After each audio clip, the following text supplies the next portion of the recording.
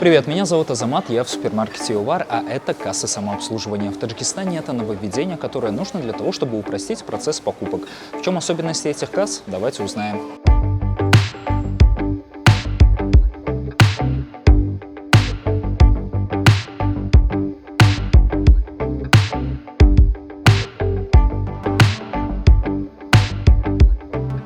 Кассы самообслуживания – это альтернатива традиционным кассам. С помощью них покупатель обслуживает себя самостоятельно. Механизм простой. Нужно отсканировать товары и оплатить их банковской картой.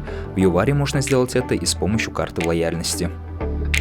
Карты принимаются платежных систем Корти Милли, Visa, международная платежная система, и UnionPay, также международная платежная система.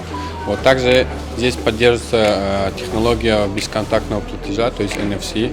То есть клиенты могут с помощью своих смартфонов оплачивать также без проблем свои покупки.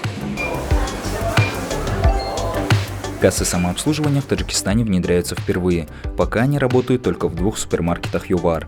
В Душанбе ей можно воспользоваться по адресу улица Мирзо-Турсунзуда, 18/6. В Худжанде на улице Севастопольская, рядом со стадионом 20-летия независимости. В планах внедрить устройство во всех точках сети. Главный плюс – возможность не стоять в очереди. Некоторые стесняются или не понимают, как пользоваться новыми кассами. Для этого есть мы. Мы всегда готовы объяснить и показать, как пользоваться кассами самообслуживания. Кассы самообслуживания – это следующий шаг в развитии электронной оплаты и удобства граждан. Ювар остается крупнейшей сетью супермаркетов в Таджикистане. Миссия компании – лучший сервис и качественные товары по доступной цене.